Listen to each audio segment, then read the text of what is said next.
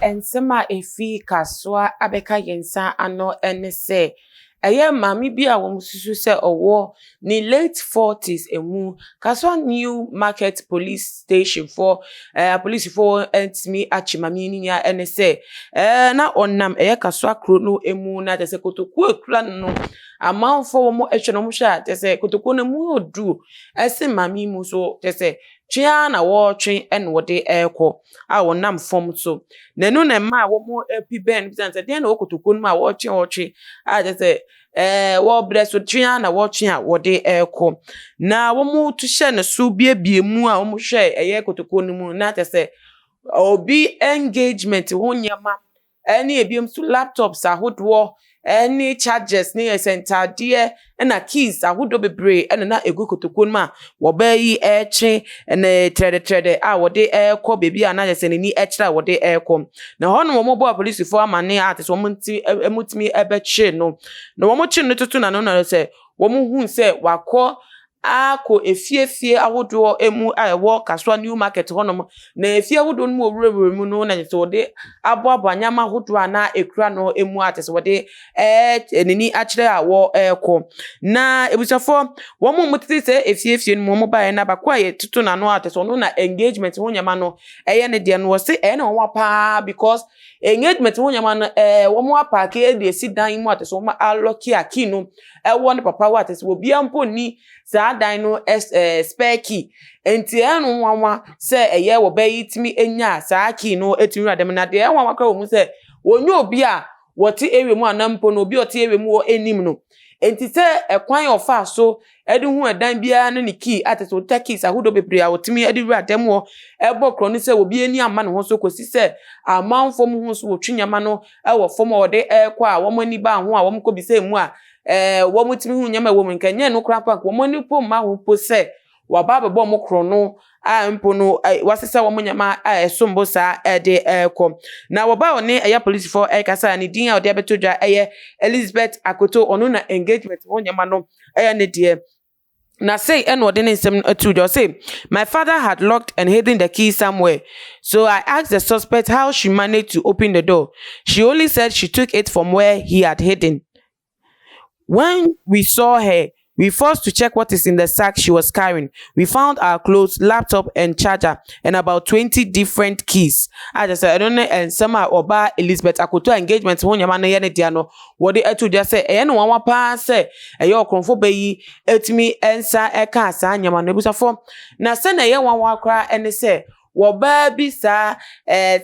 the 40s just say wo bokrono na anu ade ya so okanshi akra jacket semu so no wo ba woni mpanifie mu sa pepepe so bi ekobokrono ewo eye okanshi edwa so atese bra nipa to ade store ba komu na say 2000 over 2000 Ghana cedis wo mo de ewie ntanya se wo mo to ade wo ho na atese ba ko eni twa ho no hu ya na ese nka bokrono ekofi nti wo bi sa ho se enka de we de nkanyo komo se emma a wo medi sa ompanifo wo mpanifie bremu a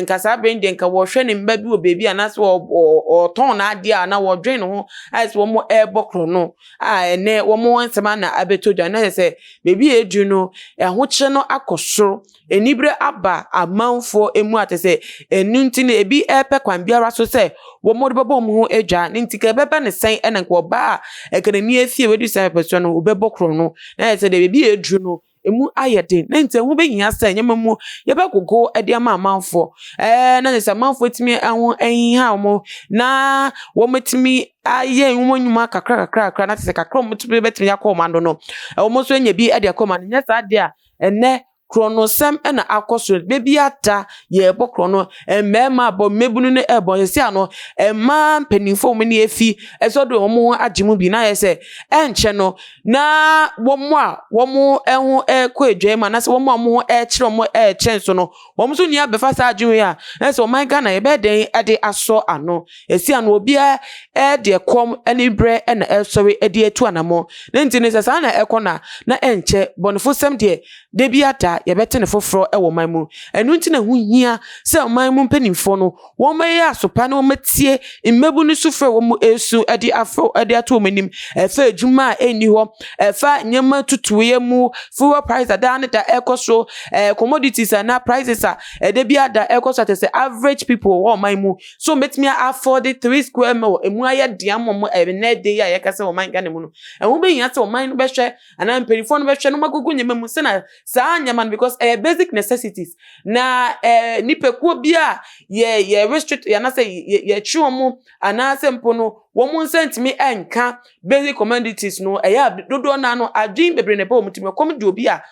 se na owo so de nibre eka no saa so na kom de obi a wo de nibre so aya nyama bia se fata se na be ye obetimi nya ye na no aduane ntine se na kono se ya ma ye ni ambre ni ampekwan ya be ma nyama mu akogo na mpo no enwuma awo ho na enkofo timi nya edwuma modum be hwem na ometimi nya sika ene pronosem no sura ene beko na chese aye basa we podie adom bi ene ometimi di hu ye se wo be ya bobokro no kenya sanka oti ko fa wo bi ehu nechi na ntine bisafo de abetodwoyi ena me de abesom ye hwe nim se penifo baby bi afa oman emudi a eye dendane eda na bonefo sem ne kronosem ekoso maybe afa ho na nyama abrase se na beboa ama ahoto ene asundue